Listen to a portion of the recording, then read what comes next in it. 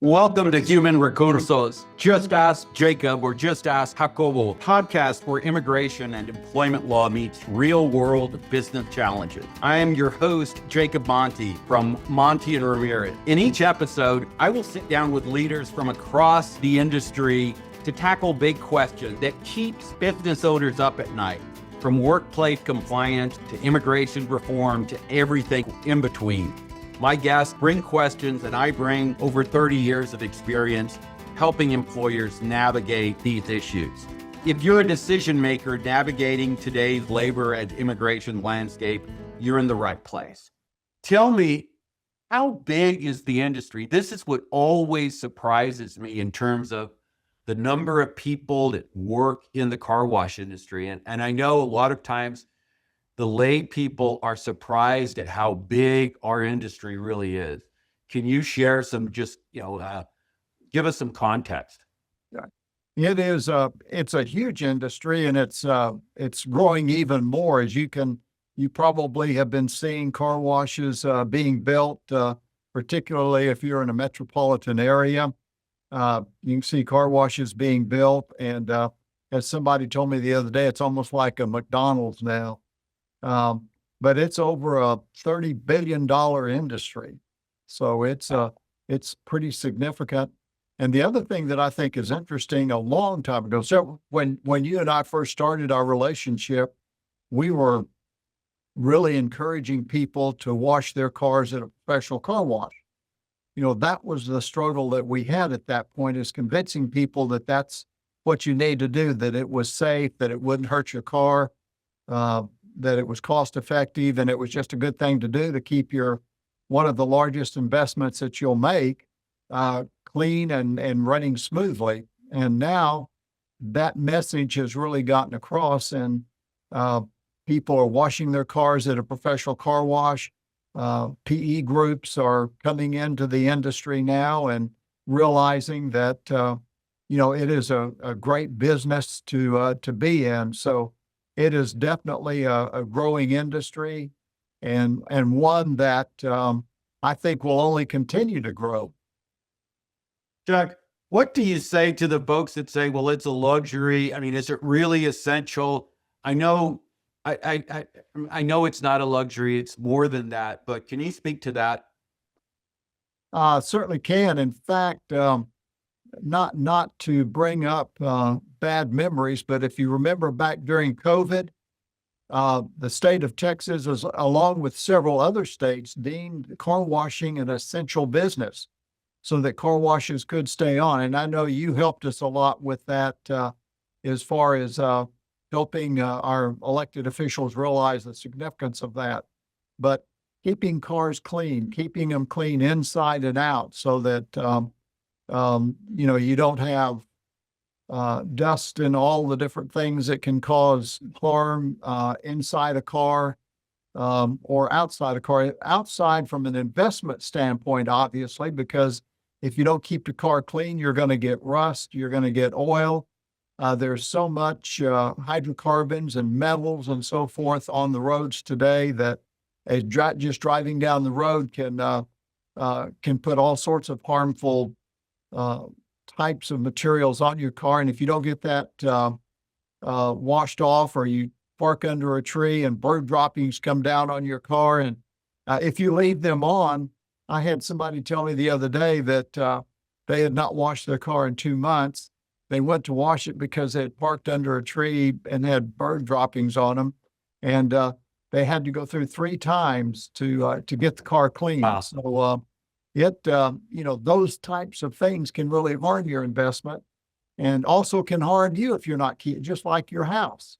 You've got to keep your house clean, and if you don't, you've got mold and mildew and all sorts of things that can affect you. So it definitely is a safety issue, plus just protecting your investment. How big is the region that the Southwest Car Wash Association covers now? I know it's grown. Can you speak to that?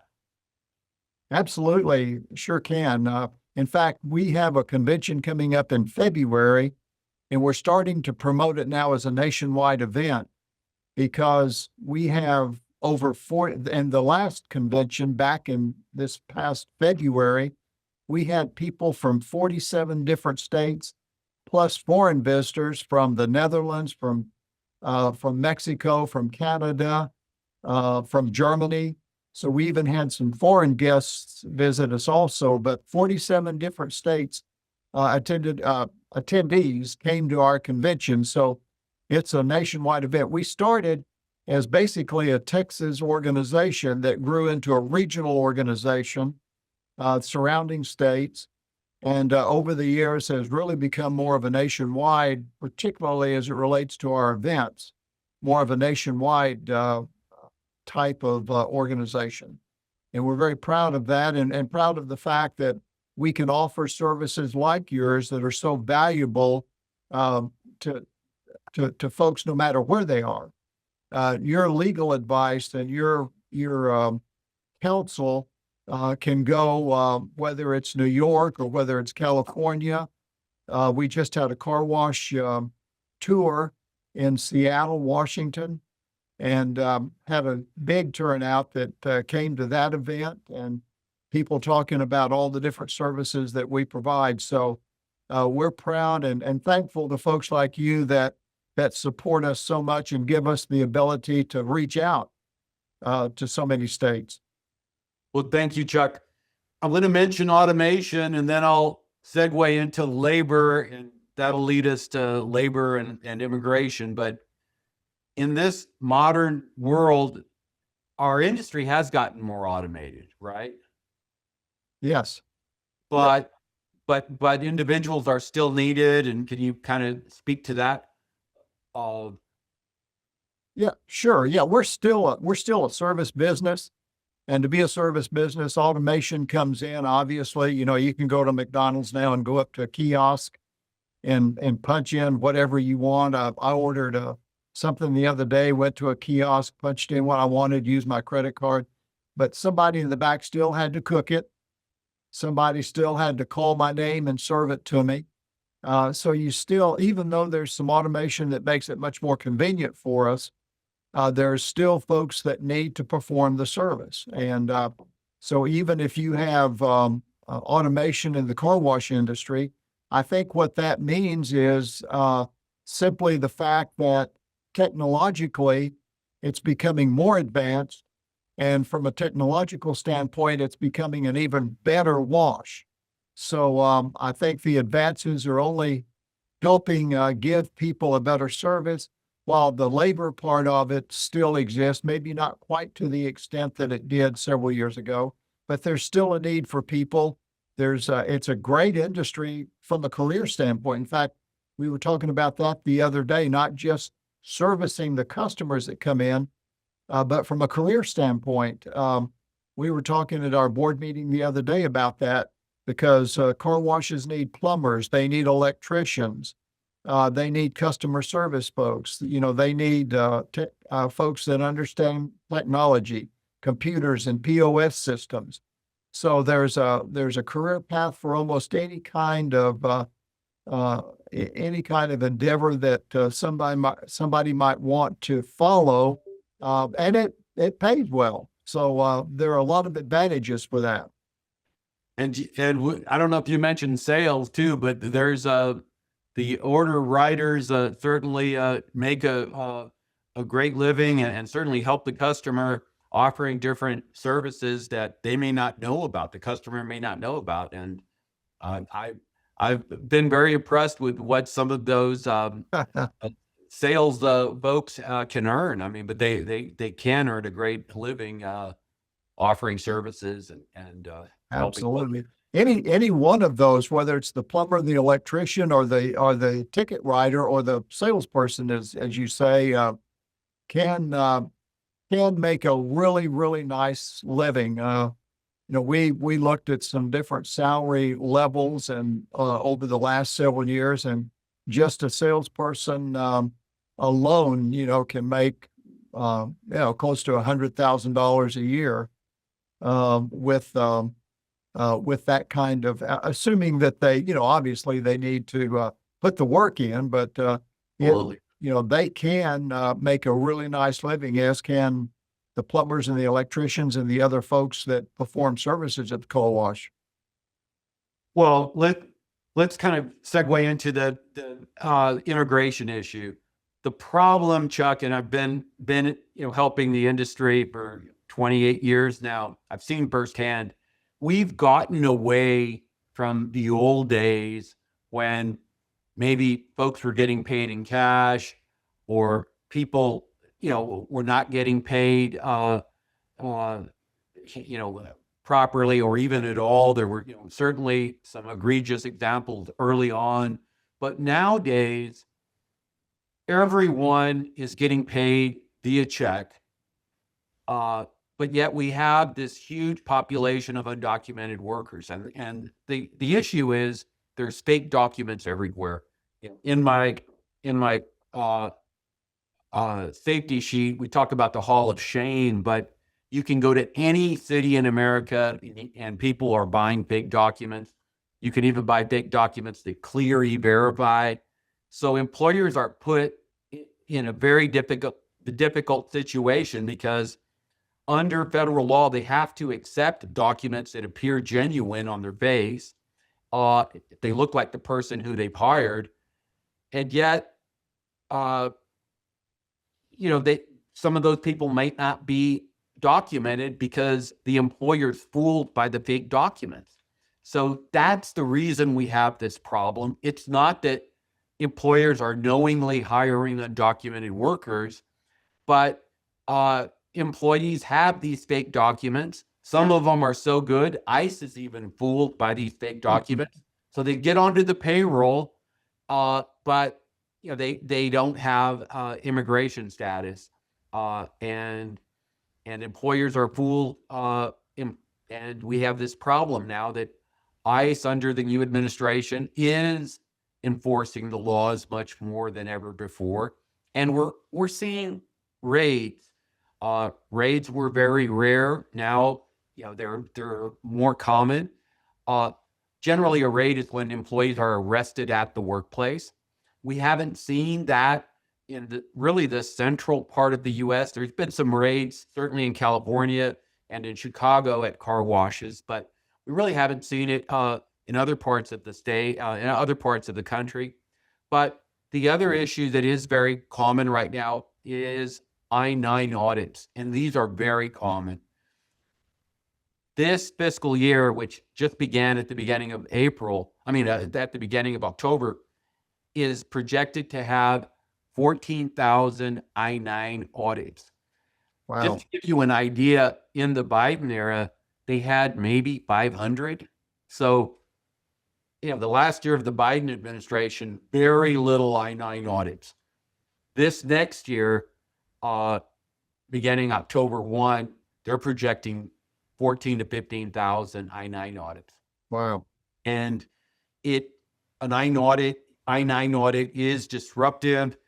You need to have your I-9s in order. One thing you should know is oftentimes the I-9 audit is triggered by an ICE officer hand delivering the notice to the employer.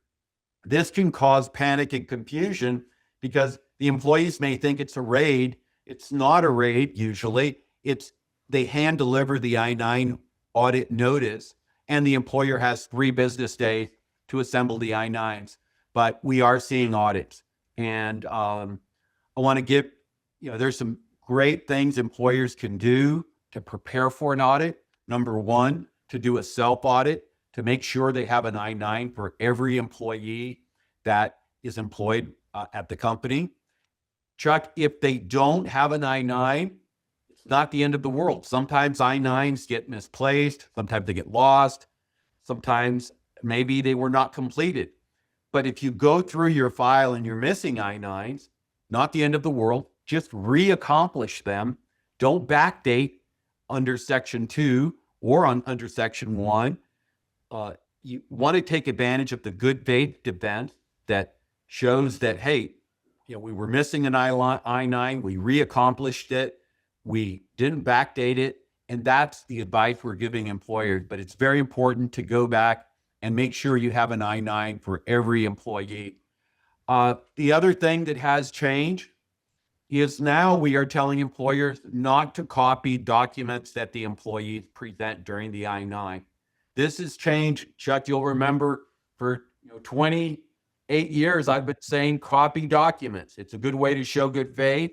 But now in this enforcement environment, we're finding that since copies were not required in the first place, ICE is now using the documents that were not required in the first place to allege that the company should have been able to have spotted the fake documents. So because of that, we are now saying it's no longer wise to copy the documents. If you've already copied, that's fine. Just don't copy any longer. Don't keep those copies that you've made with the I-9s, and don't copy going forward. And we have a policy that explains the rationale for this. And all of this is available for free to all of the members. And we have it concise in what we call an immigration compliance toolkit that we will send to you, or members can get it directly from us. And the immigration toolkit has all of the policies, including this new immigration compliance safety card. But those are the two main steps. The third step I want to talk about is being proactive with regard to innocent bystander victims of identity theft. This is the one thing employers can do to reduce their risk profile for an audit. Let's say you get a call from a lady in Kentucky that says, hey, I've never been to Austin and I've never been at your car wash. Can you help me? You're reporting revenue to my child's social security number. That situation happens often. Sometimes employers mistakenly ignore that innocent bystander, and that's the worst thing you can do. If you have that opportunity, jump on it. Call the lady back. Ma'am, I'm going to need your social so I can investigate it. Sometimes they don't want to do that, but at this point, you tell her, look, I can't help you unless you give me the number or give me the last 4 digits. Then you go back. If you have an employee using that social, you're going to interview him and you're going to have to terminate him unless he's somehow regularized his status. Then you got to go back to the innocent bystander and tell her what you did. And then you have to file a WC3 form that lets the government know that revenue was reported mistakenly to that social. You have to file a W2C and a W3C for each year that revenue was reported to that social. Why is this so important? We're handling about 14 I-9 audits right now, and half of them, 7 of those cases, are directly the result of employers not being proactive when innocent bystanders called their establishment. And as a result, the innocent bystander whose ID was stolen, they called ICE, and ICE targeted the employer for an I-9 audit. So this is some real important advice to give your members, that if they do get a complaint from someone who says, hey, I've never worked at your wash, can you help me? That's a great opportunity to jump on the situation and look at it from the victim's point of view. Having your identity theft, your identity stolen is not a pleasant experience. We just talked to a lady 2 weeks ago who this identity theft had caused her to have to move out of an apartment that she was qualified to be in. It had really impacted her life. And yet the company wasn't as proactive as it should have been. But if you do that, you can reduce the risk that the innocent bystander is going to call ICE and turn the company in. So those are the steps we recommend with regard to innocent bystander victims of identity theft. We certainly recommend the other 2 steps, which are do a self-audit of your I-9s. Make sure that that you have an I-9 for every employee. And then now we're saying no longer copy documents that the employee presents. But trying to get that advice out to everyone. we are seeing we have seen a lot of enforcement in California. We are helping some of the companies over there in this industry that have been impacted by raids. Hopefully, we don't see that expand to other parts of the country. But a raid is very disruptive, and you have oftentimes the raids being conducted by ICE officers who are masked, and that can create uncertainty and confusion with regard to who are these people, and it's a very chaotic situation. Again, hopefully we don't see that in our neck of the woods, but with more funding that came as a result of the big beautiful bill, we could see more of that type of enforcement. But in the meantime, we're telling employers, do self-audits, look at your practices. We certainly don't recommend you copy documents any longer. And finally, take innocent bystander victims of identity theft very seriously and be proactive. But that's the main message on immigration. One thing I wanted to mention also, there's a great group we're working with called the American Business Immigration Coalition, ABIC, and I'm going to connect you with them. But they're trying to bring about a bipartisan immigration solution that is very reasonable. What they're talking about, Chuck, is working permits for hardworking immigrants, and it's not citizenship, it's not permanent resident status. It's called working permits for hardworking immigrants. And this working permit could be revoked if the alien committed a crime or if the economy in the country changed drastically. We still have a huge labor shortage. And Right. so I've been doing seminars and outreach efforts with ABIC, and it's these folks are approaching it in a very common sense manner, and I think they're getting some traction. The president has seemed receptive to wanting to address immigration reform in terms of visas for immigrants. He said some things that are certainly positive. We just got to get more of that dialogue to happen. But that is something that is happening right now, and we are working with them. We remain committed to helping the industry. We have 14 lawyers. All we do is a car wash law and labor and employment matters. As you said, we can do the labor and employment matters generally all over the country. And you've been very good to recommend us to your members. We certainly get our fair share of paying legal work from your members, but we really would like more of the members to take advantage of the preventative telephone calls and discussions on I-9s.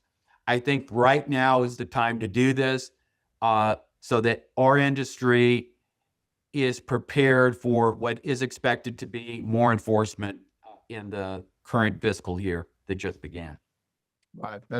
And I would love to get connected with the organization that you mentioned, because I think not only from the standpoint of education, but the more that we can support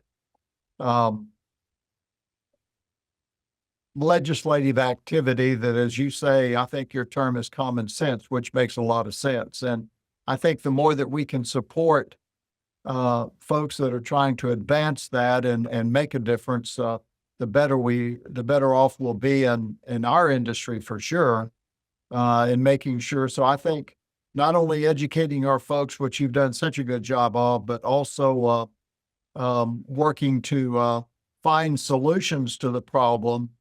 And we're very, as you know, one of the things that